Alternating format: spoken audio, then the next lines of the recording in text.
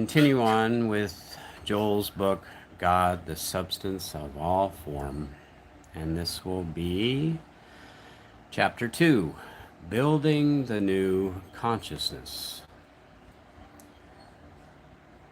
Joel says, many aspirants on the spiritual path experience inner unfoldment or revelation when they begin to gain some understanding of what meditation is. Meditation is our method of building a consciousness of truth, a new consciousness.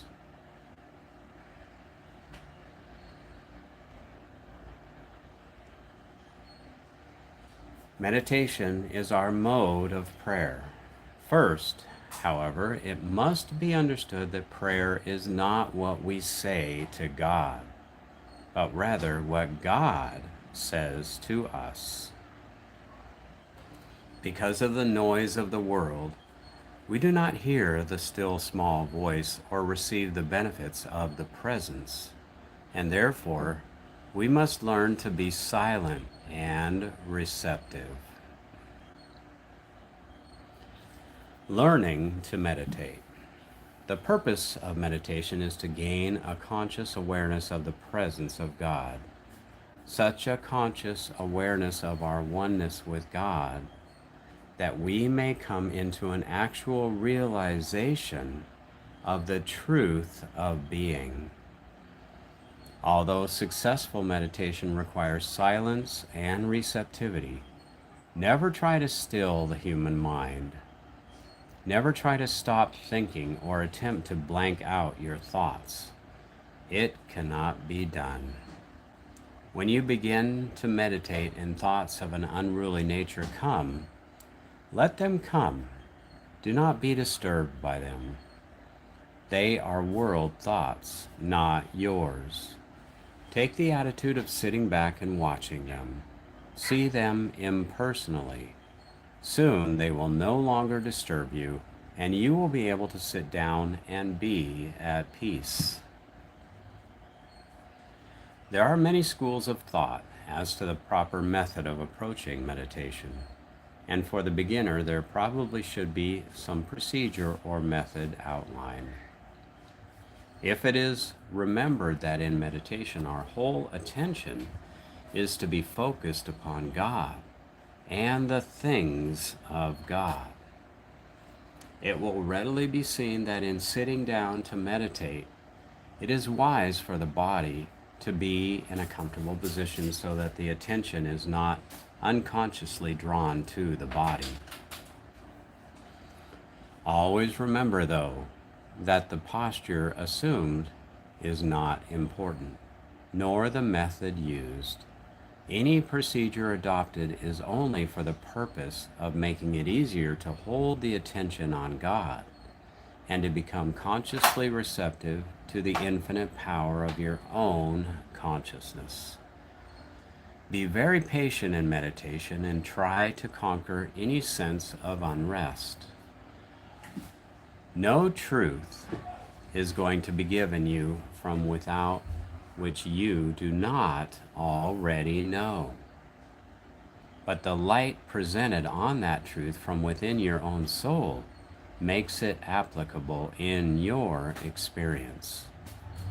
Truth, which seems to come from without, is a ray of truth. But that ray imbued with your own consciousness becomes the light of the world to you and to all who come within range of it. And I, if I be lifted up from the earth, will draw all men unto me. Meditation, being a consciousness of the presence of God, can draw you and lift you to that place where you can apprehend the word of truth in its inner significance. Be not impatient with your progress. You are learning a new mode of life and developing a whole new consciousness of existence.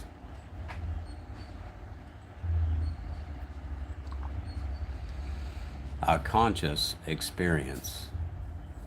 Meditation is a conscious experience. Those who have difficulty in meditating and sometimes fall asleep are not making it a conscious experience. Do not try to stop the thinking process in meditation. There is nothing wrong with thinking. As a matter of fact, it is a great help to begin meditation with some question or with some specific idea on which you wish light. And then, when you go into meditation, you could not possibly fall asleep.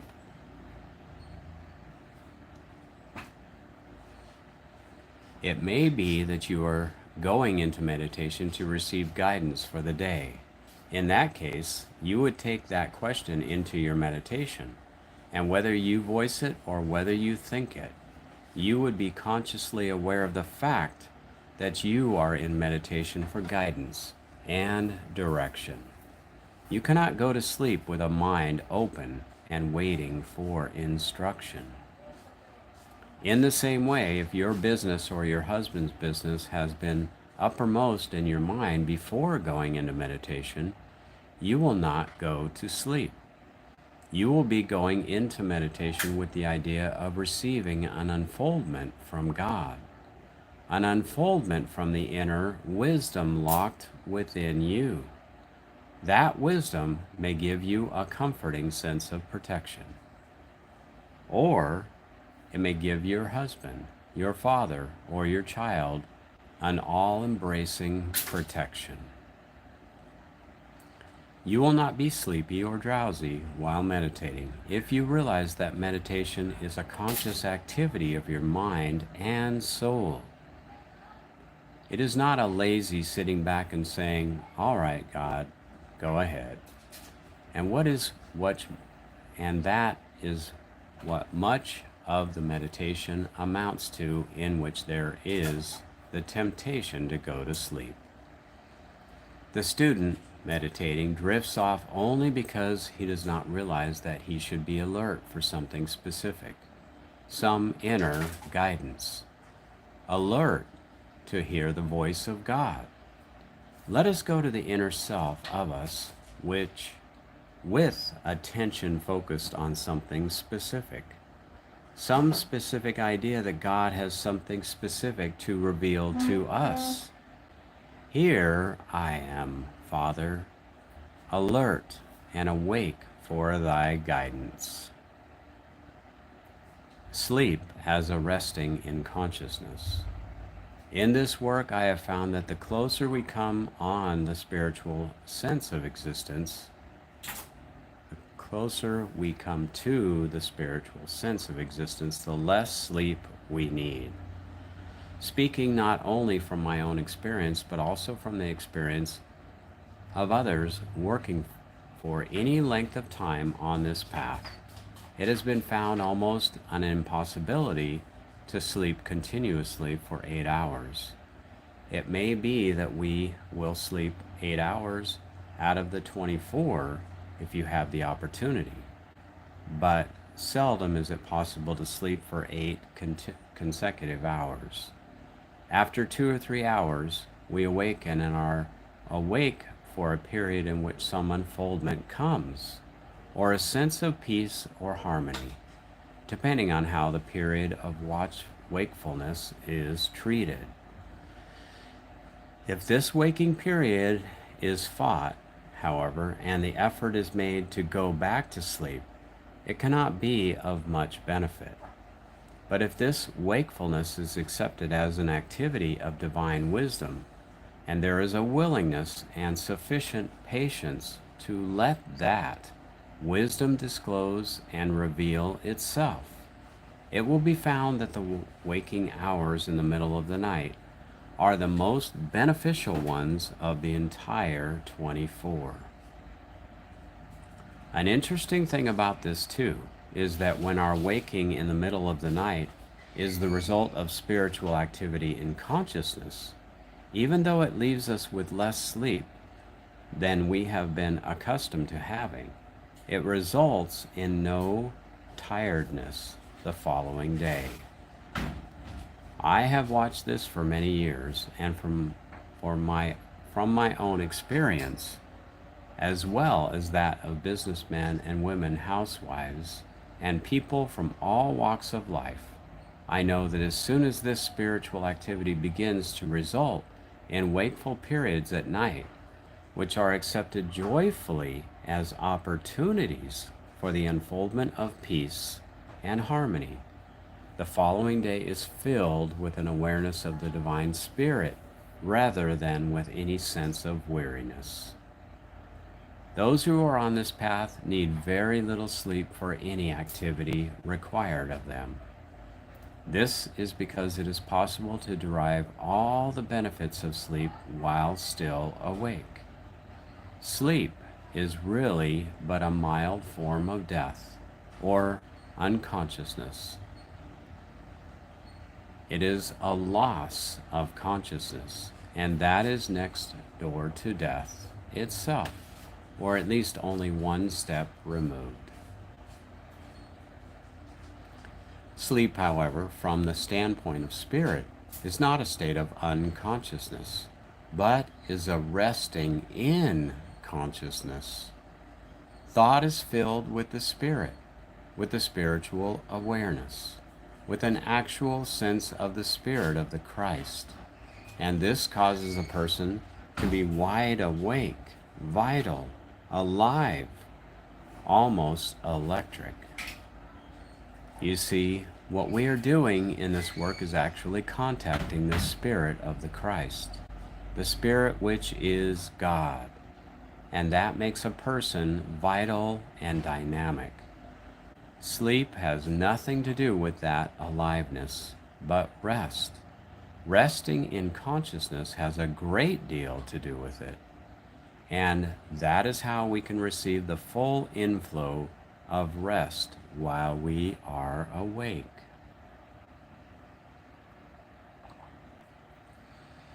Birth of the Christ in individual consciousness.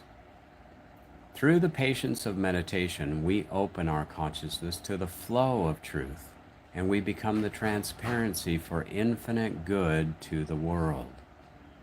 We lose the sense that we, as persons, can do anything, and we gain the understanding that the Christ, or Spirit of God, which lives as us, does all things.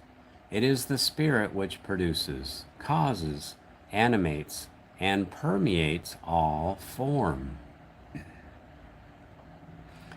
all formation, and all creation. Spirit is the law unto all effect. With us, then, it becomes necessary to gain the conscious awareness of the presence and power of God.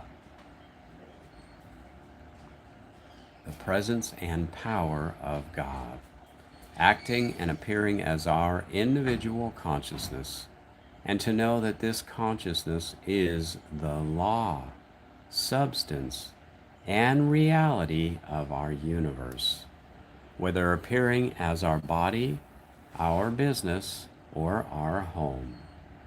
Where we have failed is in our lack of recognition of this truth.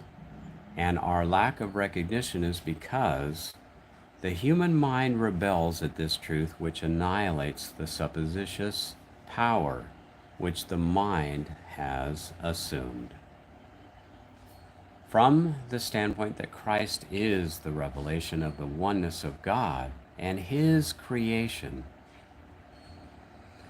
let us ponder the spiritual meaning of the scriptural record of the birth of Jesus. Jesus was born in a manger, probably the lowliest place on earth at that time. This manger can be interpreted as the symbolic of the human mind, the lowest place in which the Christ can be born. When human thought is awakened to seek light, it is then that the reaching out in greatness, and it is probably then that the Christ is born in this stable, or the human mind. The babe Jesus was wrapped in swaddling clothes, and so it is with us. When the Christ is first born in the human mind, it is wrapped in the gentlest of truths. It is clothed in the simplest of thoughts upon feed, which we can feed for our growth and unfoldment until the danger of the Herods that would come and destroy. It is past until we have grown into understanding, so that the question and doubts of the world cannot overwhelm us. Always the human thought will endeavor to destroy the Christ. Joseph and Mary carried their small.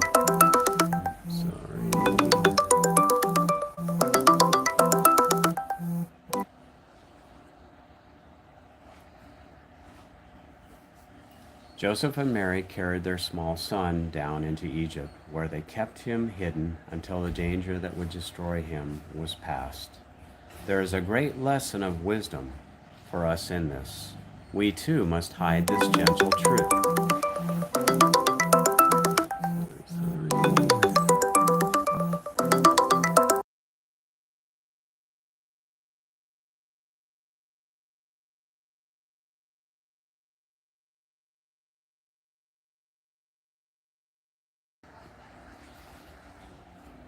We too must hide this gentle truth, not showing it forth in words, but only in effect. We must not go around voicing it, but rather let it appear as it appeared to Jesus at the age of 12, when he astounded the rabbis in the temple with his wisdom. It was not until 12 years after the birth of Jesus that the Christ became manifest in the child. So also, it was 9 years after Paul's illumination before he went out to preach and teach. The newborn Christ must not be carried out into the highways and byways, but must be permitted to develop and wax strong in our consciousness, and then we shall see that it is unnecessary to proselyte. The world will always resist the teaching of oneness, omnipresence, and omnipotence. But when the presence of the Christ has been felt, we can then speak of it without fear of losing it. It is better to keep this truth within our own being and let it become visible to the world through the results rather than to go out and preach it. It is surprising how the world senses what is going on without our speaking about it. The very Christ, the very Spirit of God, is manifest as the peace of our being, as the prosperity of our purse, and as the joy in our faces. It is then that the world recognizes that we have something, and it is then that the healing work takes place without taking thought, not by might nor by power, but by my Spirit, through the peace of mind that ye have found. It is through meditation that we develop a conscious awareness of the presence and power of God, and we feel that presence with us all through our days and nights, guiding and protecting. The object of our work is the realization that I and my Father are one, and that where I am, God is. When this realization is attained, it makes no difference what picture is presented. There is a presence and a power instantly available to me. Where I am, God is, and therefore the place whereon I stand is holy ground. Whither shall I go from thy Spirit? Or whither shall I flee from thy presence? If I ascend up into heaven, thou art there. If I make my bed in hell, behold, thou art there. Even though I make my bed in hell, this presence is there. It may be in trouble, sin, disease, lack, or limitation. The nature of the pictures makes no difference because my remembrance always is, Thou art here. And consequently, this is holy ground. Whither shall I flee from thy presence, since that I is God?